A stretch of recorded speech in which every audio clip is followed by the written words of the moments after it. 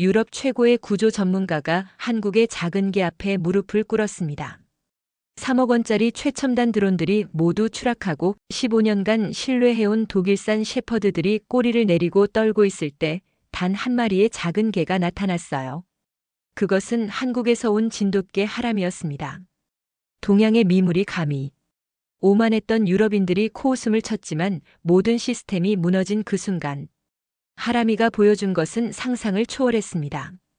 죽음의 설산에서 벌어진 기적, 전 세계가 지켜본 그 장면 앞에서 서구인들의 입에서 터져나온 한마디. 저것은 짐승이 아니다. 저것은 영혼이다. 그날 알프스에 울려 퍼진 것은 하람이의 이름이 아니었습니다. 바로 대한민국이었어요. 그 전에 좋아요와 구독 버튼을 눌러주시면 영상 제작에 큰 힘이 됩니다. 그럼 바로 시작하겠습니다. 저는 이사벨 슈미트입니다. EU 자연재해 구조본부 부국장으로 일하고 있죠. 전직 독일 육군 수색대 출신이고 유럽 재난 현장을 15년째 누비고 있어요. 냉철하고 계산적인 성격이라는 평가를 받습니다. 그날도 평소와 다르지 않았어요. 스위스 알프스에서 대형 눈사태가 발생했다는 급보가 들어왔거든요. 다수의 등산객이 실종된 상황. 저희 EU 특별구조단이 현장에 투입됐고 제가 책임자로 지명됐습니다. 현장에 도착하자마자 머릿속에 떠오른 건 10년 전 아프가니스탄에서의 그 악몽이었어요. 일본 의료지원팀의 미흡한 응급처치로 제 부하가 목숨을 잃었거든요. 토마스 밀러라는 이름의 그 친구는 단순한 상처였는데도 제대로 된 처치를 받지 못해 감염으로 사망했죠. 그날 저는 그의 손을 잡고 있었어요. 차가워져가는 손을 느끼며 무력감에 빠졌었죠. 그날 이후 제 마음속엔 하나의 확신이 자리 잡았습니다. 아시아 의료나 구조는 믿을 수 없다는 생각이요. 아마 편견이었을지도 모르지만 제게는 생생한 트라우마였거든요. 아시아 나라들은 결국 현장 대응이 미흡해. 이런 편견이 뿌리 깊게 박혀 있었죠. 물론 근거 없는 건 아니었어요. 제가 직접 경험한 일이니까요. 하지만 그 편견이 얼마나 위험한 것인지 그때는 몰랐습니다. 현장 지휘소를 설치하는 동안 저는 마음속으로 다짐했어요. 이번엔 절대 실수하지 않겠다고요. 유럽의 최첨단 기술과 체계적인 시스템으로 완벽한 구조작전을 펼치겠다고 말이에요. 지휘 텐트에서 작전 브리핑을 하고 있는데 뒤쪽에서 낯선 목소리가 들렸어요. 안녕하세요. 한국 민간 구조팀 강우진입니다. 돌아보니 동양인 남성 한 명이 서 있었어요. 키는 그리 크지 않았지만 단단해 보이는 체격이었죠. 30대 중반 정도로 보였고 검게 그을린 얼굴에서 현장 경험이 느껴졌어요. 그런데 제 시선을 사로잡은 건 그 옆에 서 있던 개였습니다. 이 아이는 하람이에요. 저희 구조견입니다. 솔직히 말하면 실망스러웠어요. 유럽의 최신 구조 장비들과 훈련받은 독일 셰퍼드들 사이에서 그 작고 낯선 개는 너무나 초라해 보였거든요. 진돗개라고 했나요? 들어본 적도 없는 견종이었어요. 주변을 둘러보니 이미 모든 게 준비되어 있었죠. 최신형 드론 3대, 독일산 셰퍼드 구조견 3마리, 그리고 최첨단 열감지 센서까지. 이런 장비들 앞에서 그 작은 개는 마치 장난감처럼 보였어요. 산책 나온 겁니까? 여기 첨단 구조작전 중입니다. 제 말에 주변 구조대원들이 웃음을 터뜨렸어요. 강우진이라는 사람의 얼굴이 순간 굳어지는 게 보였지만 저는 신경 쓰지 않았습니다. 실제로 제가 보기엔 그들이 여기 있을 이유가 없었거든요. 죄송하지만 이건 전문 구조작전입니다. 아마추어가 끼어들 자리가 아니에요. 강우진은 아무 말도 하지 않았어요. 그저 조용히 고개를 끄덕이며 한쪽으로 물러섰죠. 하지만 그의 눈빛에서 뭔가 다른 걸 느꼈습니다. 분노나 굴욕감이 아니라 오히려 차분한 확신 같은 거였어요. 저희는 여기서 대기하겠습니다. 그때는 그 말의 의미를 몰랐습니다. 하지만 나중에 깨달았죠. 그는 포기한 게 아니라 기회를 기다리고 있었던 거예요. 제 머릿속엔 여전히 아프가니스탄에서의 기억이 생생했어요.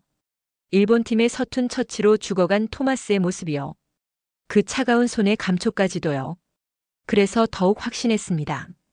아시아인들에게 생명을 맡길 순 없다고요. 이번엔 실수하지 않을 거야. 우리 방식대로 해. 독일산 셰퍼드 구조견 3마리와 최신형 드론 3대, 그리고 열감지 센서까지. 유럽이 자랑하는 최첨단 장비들이 대기하고 있었어요. 이 정도면 충분하다고 생각했죠. 하지만 제가 놓친 게 있었습니다. 기계는 완벽하지 않다는 것. 그리고 때로는 가장 원시적인 방법이 가장 확실할 수 있다는 것을요. 강우진과 하람이가 조용히 한쪽에서 기다리고 있는 모습을 보며 저는 속으로 중얼거렸습니다.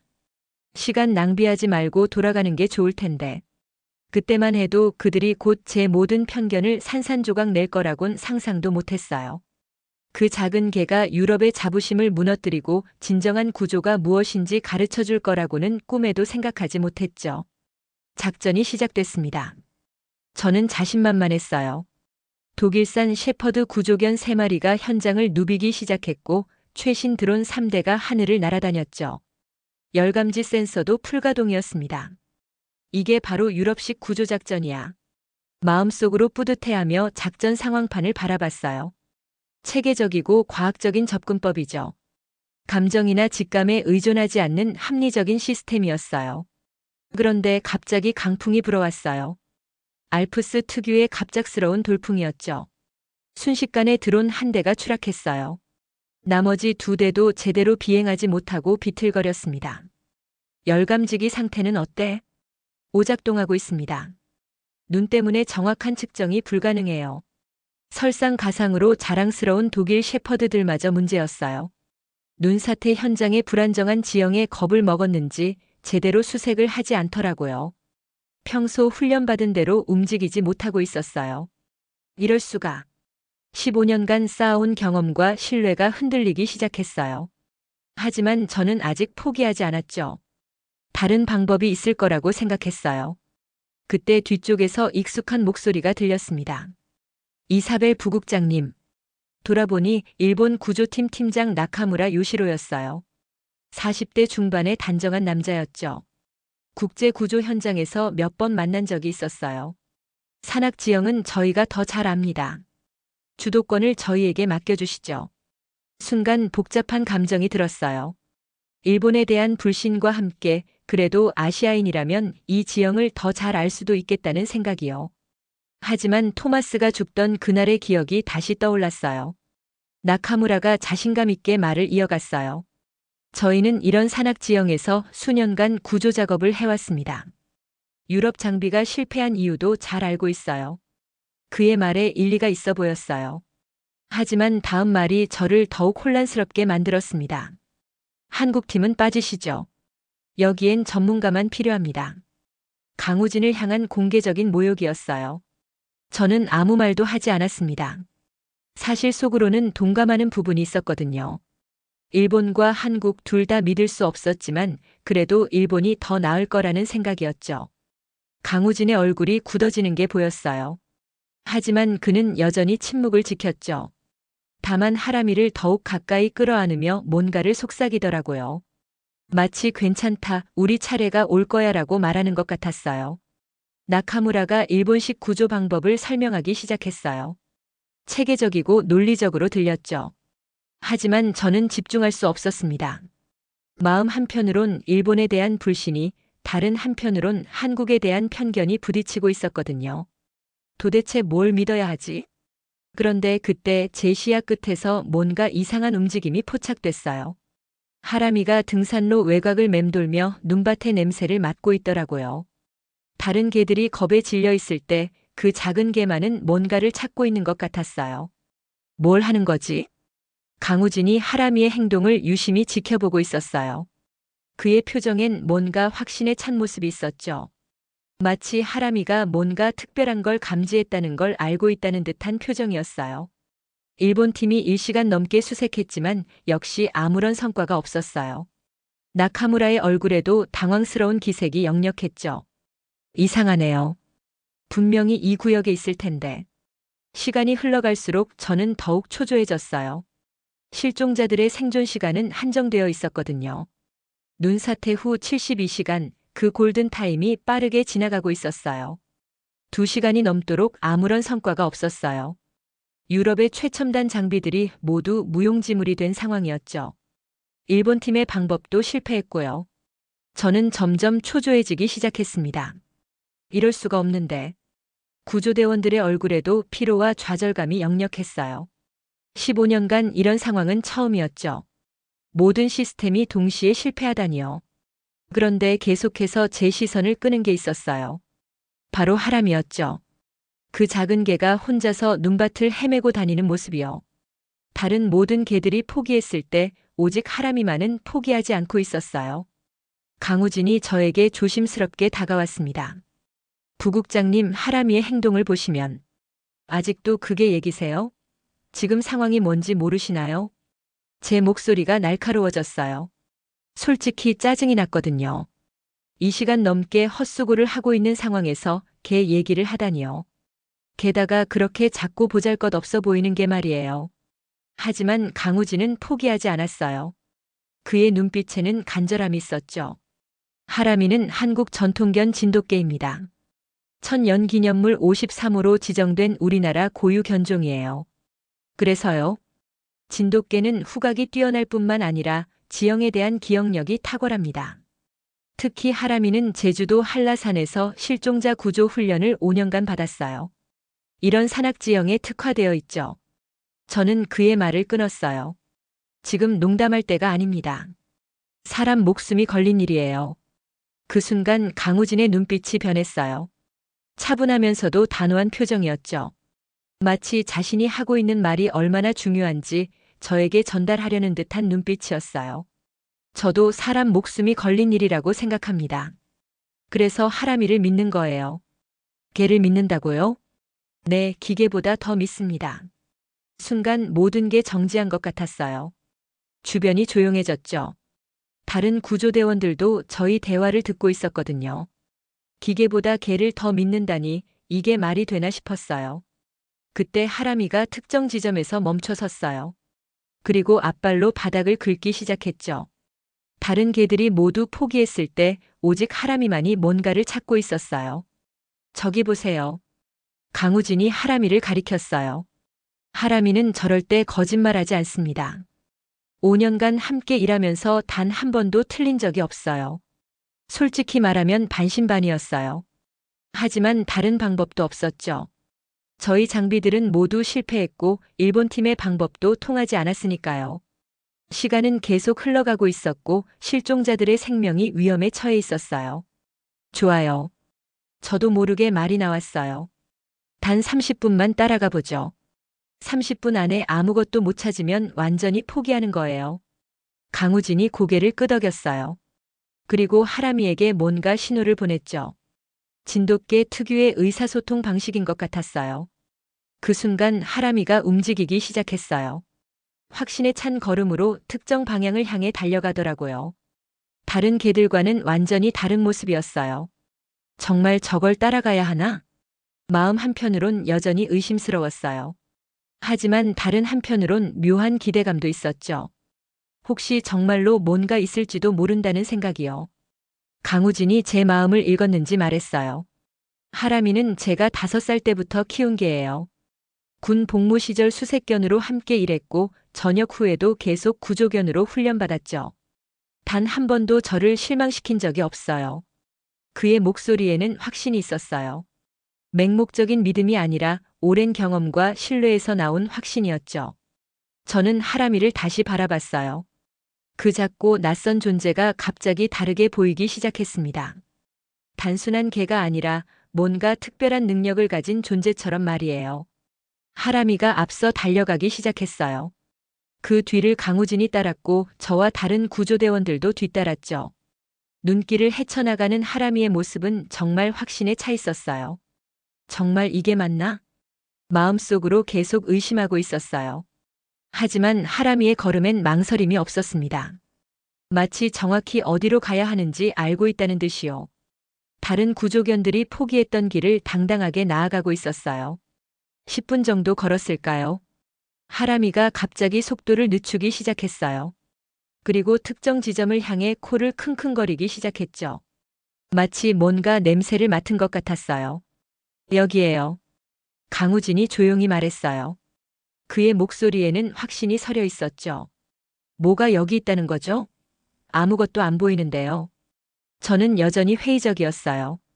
눈 쌓인 평범한 비탈일 뿐이었거든요. 다른 곳과 별다를 게 없어 보였어요. 그런데 하람이가 갑자기 흥분하기 시작했어요. 꼬리를 빠르게 흔들며 바닥을 파기 시작했죠. 앞발로 눈을 걷어내더라고요. 그 모습이 너무나 간절해 보였어요.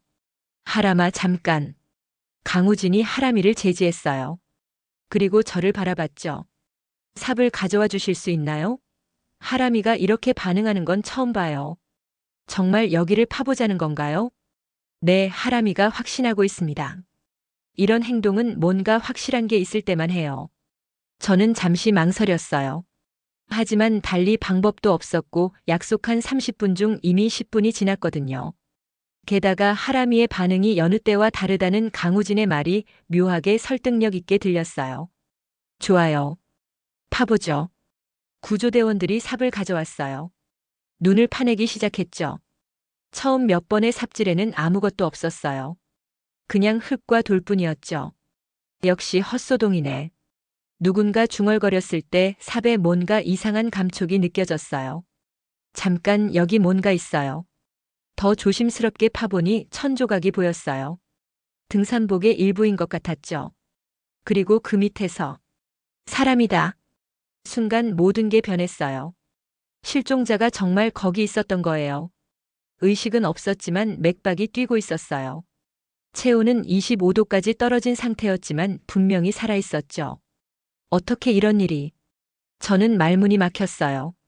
최첨단 장비들이 찾지 못한 생존자를, 일본 팀도 찾지 못한 생존자를 개 한 마리가 찾아낸 거였으니까요. 그것도 그렇게 확신에 차서요. 강우진이 조용히 말했어요. 하람이는 거짓말하지 않습니다. 그 순간 제 마음속 뭔가가 무너져 내렸어요. 지금까지 가지고 있던 편견들이요.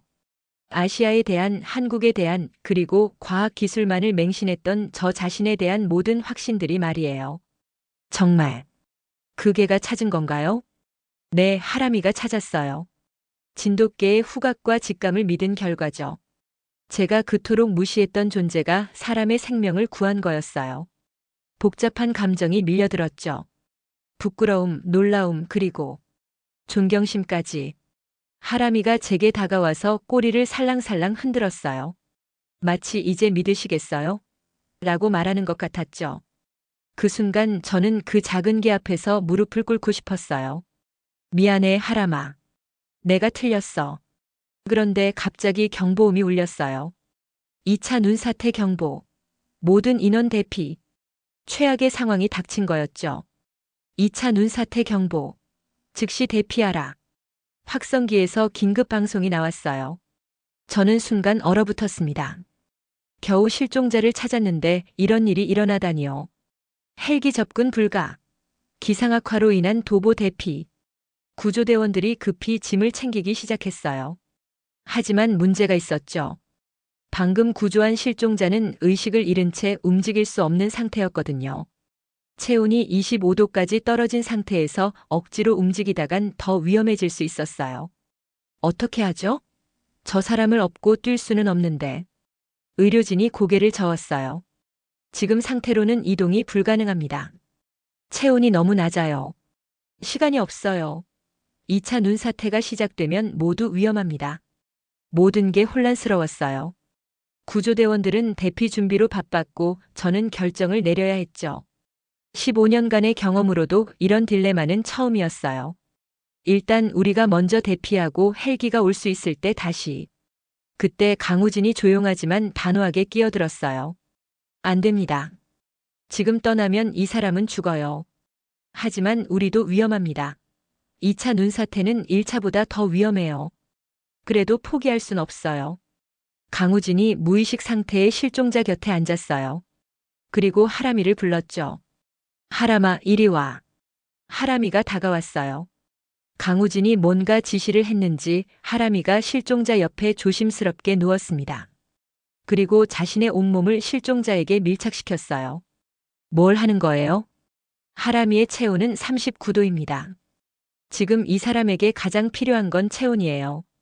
기계적인 보온장치보다 생체 온도가 더 효과적일 수 있어요.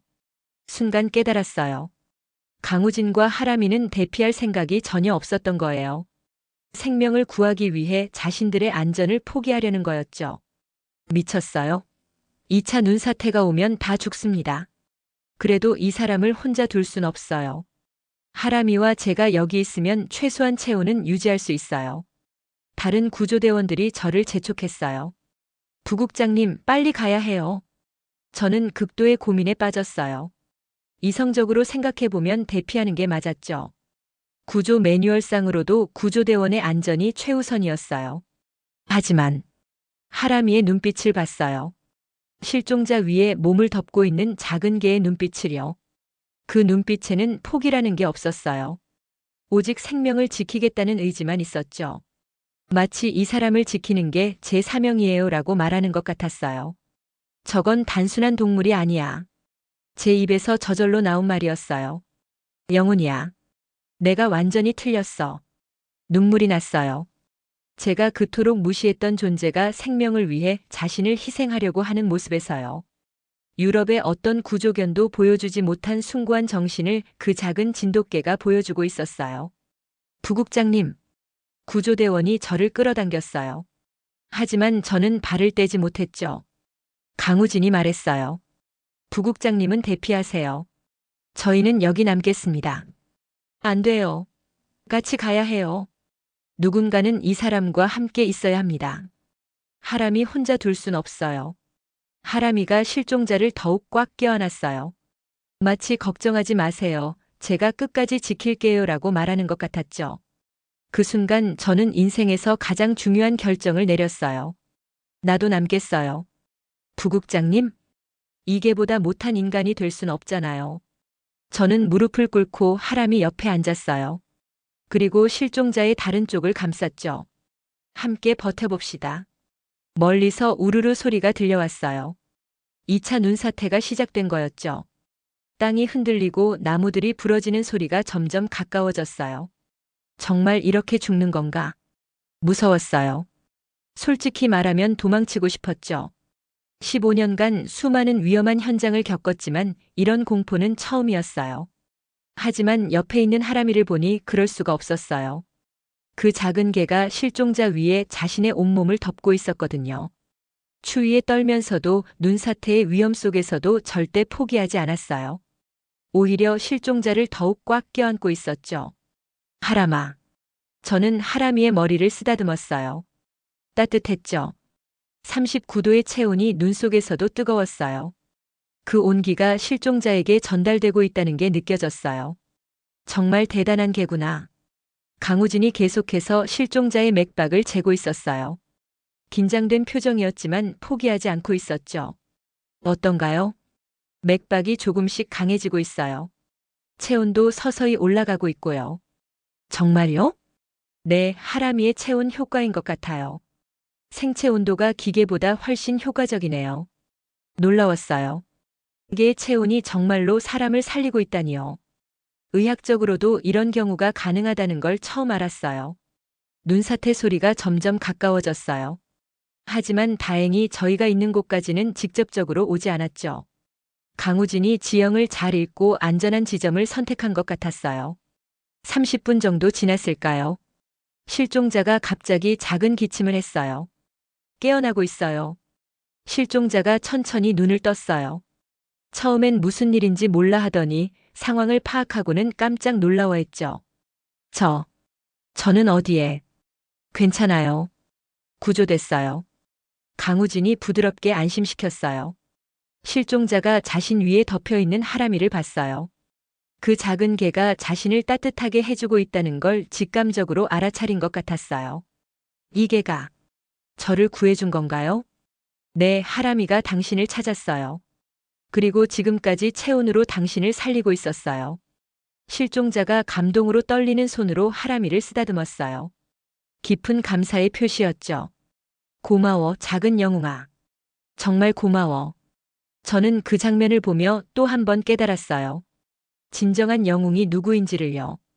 크기나 출신, 국적이 중요한 게 아니었어요. 마음이 중요했던 거죠. 하람이는 꼬리를 살랑살랑 흔들며 실종자의 손을 살짝 핥았어요. 마치 다행이에요, 무사해서 정말 다행이에요 라고 말하는 것 같았죠. 그때 하늘에서 헬기 소리가 들려왔어요. 날씨가 조금 나아진 모양이었어요. 구조 헬기가 왔어요. 곧 구조 헬기가 도착했어요.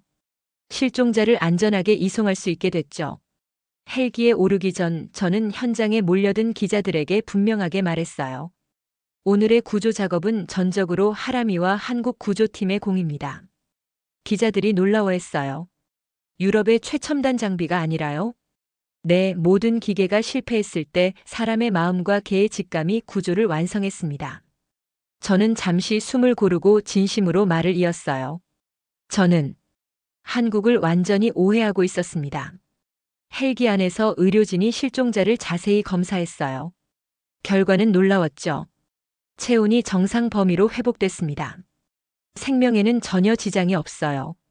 의료진도 신기해했어요. 25도까지 떨어진 체온이 이렇게 빨리 회복되다니. 도대체 어떻게 된 거죠? 저는 옆에 조용히 앉아있는 하람이를 가리켰어요. 이게 39도 체온이 30분 동안 환자를 따뜻하게 해줬거든요. 이게 체온이요? 그게 가능한가요? 네, 하람이가 자신의 온기로 이 사람을 살렸어요. 어떤 의료 장비보다도 효과적이었죠. 의료진이 하람이를 신기하게 바라봤어요. 그 작은 개가 첨단 의료 장비를 능가하는 구조 작업을 해낸 거였으니까요. 병원에 도착한 후 본격적인 기자회견이 열렸어요. 국제 언론들이 몰려들었죠. 저는 마이크 앞에 당당히 섰어요. 오늘의 구조 작업에서 가장 큰 공을 세운 것은 한국의 진돗개 하람이입니다. 기자들이 웅성거렸어요. 유럽 구조본부 부국장이 공개적으로 이런 발언을 하다니요. 부국장님, 유럽의 최첨단 장비들은 어떻게 됐나요? 모두 실패했습니다. 드론 3대는 추락하거나 제 기능을 못했고 열감지기는 오작동했죠. 훈련받은 독일 셰퍼드 3마리도 겁에 질려 제 역할을 하지 못했어요. 그런데 한국의 개 1마리가 성공했다는 건가요? 그렇습니다. 진돗개 하람이가 유일하게 실종자를 찾아냈어요. 그리고 자신의 체온으로 그 사람의 생명을 구했습니다. 저는 잠시 숨을 고르고 계속했어요. 이 말을 하는 게 쉽지 않았지만 반드시 해야 했어요. 기계가 멈췄을 때 사람의 마음과 개의 직감이 구조를 완성했습니다. 저는 한국을 심각하게 오해하고 있었어요. 기자들이 놀란 표정을 지었어요. EU 구조본부 부국장이 공개적으로 자신의 잘못을 인정한 거였으니까요. 어떤 오해였나요? 아시아 구조 기술을 과소평가했습니다. 특히 한국의 전통적인 구조 방식과 진돗개의 능력을요. 10년 전 아프가니스탄에서의 경험 때문에 편견을 가지고 있었어요. 강우진이 옆에서 조용히 듣고 있었어요. 하람이를 품에 안고서요. 그의 얼굴에는 원망이나 승리감이 아니라 오히려 이해와 용서의 표정이 있었죠. 한국은 단순한 기술이 아닌 생명을 향한 진심이 있는 나라입니다. 그리고 진돗개는 세계 어떤 구조견보다도 뛰어난 능력을 가지고 있어요. 그 말을 하는 순간 제 마음이 한결 가벼워졌어요. 오랫동안 품고 있던 편견과 자만심을 완전히 내려놓은 기분이었죠. 기자회견이 끝난 후 저는 강우진에게 다가갔어요. 정말 죄송합니다. 처음부터 당신과 하람이를 무시해서요. 괜찮습니다. 오히려 하람이도 부국장님을 이해할 거예요. 편견은 누구에게나 있으니까요. 하람이가 제 손을 부드럽게 핥았어요. 마치 이제 우리는 친구예요 라고 말하는 것 같았죠. 정말 대단한 개네요. 아니, 대단한 영웅이에요. 네, 하람이는 특별해요. 하지만 모든 진돗개가 이런 잠재력을 가지고 있어요. 진돗개가 그렇게 뛰어난가요? 한국의 천년 기념물 53호입니다. 1500년 넘는 역사를 가진 우리나라 고유 견종이죠. 충성심과 영리함 그리고 뛰어난 후각으로 유명해요. 그제서야 깨달았어요. 제가 얼마나 무지하고 편견에 사로잡혀 있었는지를요. 실종자는 완전히 회복된 후 기자들에게 말했어요. 하람이가 없었다면 저는 죽었을 거예요. 그 작은 개가 저에게 생명을 나눠준 거나 마찬가지예요. 이 사건은 전 세계 언론에 대대적으로 보도됐어요. 유럽 최첨단 장비를 이긴 한국의 진돗개라는 제목으로요. 일주일 후 저는 한국으로 향하는 비행기에 몸을 맡겼어요. 국제구조교육포럼에서 강연을 하기 위해서였죠. 한국 정부에서 직접 초청해 주었어요. 인천공항에 도착하니 놀라운 광경이 펼쳐졌어요. 수천 명의 사람들이 하람이와 강우진을 기다리고 있었거든요. 환영 현수막들이 곳곳에 걸려 있었고 아이들부터 어른들까지 모든 연령대의 사람들이 나와 있었어요. 무대 안의 영웅. 하람아 고생했어.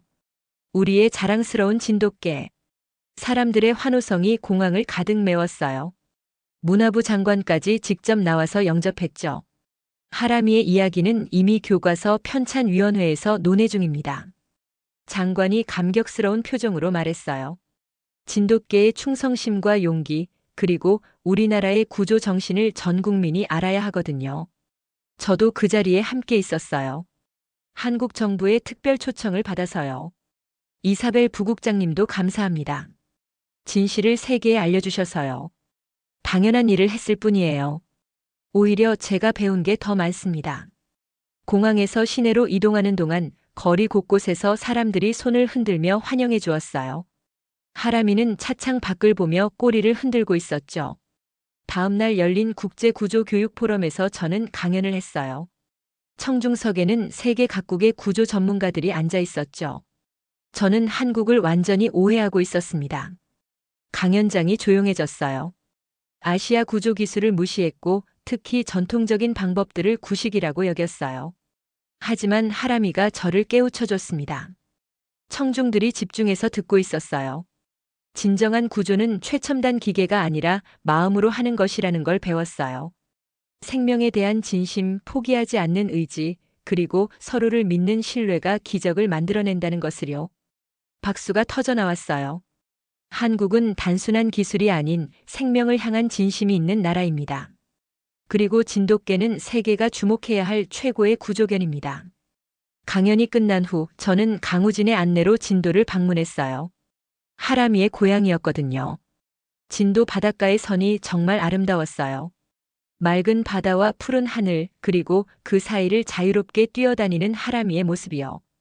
여기가 진돗개의 고향이군요. 네, 1500년 넘게 이 섬에서 우리와 함께 살아온 친구들이에요. 강우진이 하람이를 쓰다듬으며 말했어요. 이제 푹 쉬어도 돼, 하람아. 넌 정말 잘했어. 하람이가 꼬리를 흔들며 바다를 바라봤어요. 마치 저도 이제 편안해요라고 말하는 것 같았죠. 저는 그 순간을 보며 깨달았어요. 진정한 영웅은 크기나 출신, 첨단 장비가 아니라 마음으로 결정되는 거라는 것을요. 바닷가에서 일몰을 바라보며 강우진이 말했어요. 부국장님, 이번 일로 많은 게 바뀔 것 같아요. 어떤 의미인가요? 서로에 대한 편견이 줄어들지 않을까요? 동서양 선진국과 개발도상국, 첨단 기술과 전통 방식.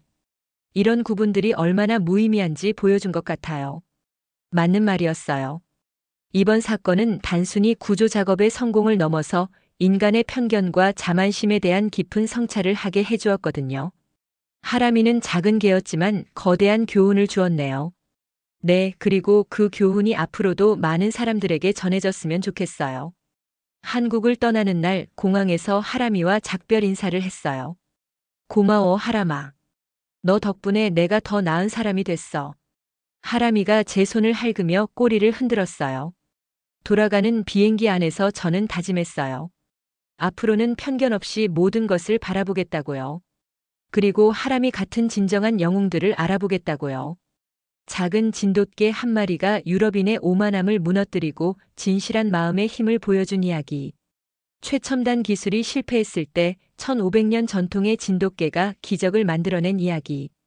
이것이 바로 한국이 세계에 자랑할 수 있는 진정한 정신이라고 생각해요.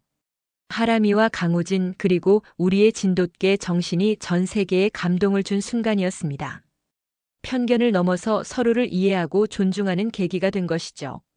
이런 이야기가 있어 저는 한국인으로서 정말 자랑스럽고 뿌듯합니다. 우리의 전통과 정신이 세계 무대에서 인정받는 순간이었거든요. 오늘 사연은 여기까지입니다. 독일인이 직접 인정한 대한민국 진돗개의 위상 들으면서 감격스러우셨나요? 다음에도 대한민국의 더 멋지고 더 감동적인 사연으로 찾아뵙겠습니다. 여러분의 응원과 댓글이 더욱 감동적이고 행복한 사연을 찾는 힘이 됩니다. 구독과 좋아요, 그리고 알림 설정 부탁드려요. 지금까지 대한민국을 사랑하는 감동사연 배달부 감동꿀단지였습니다.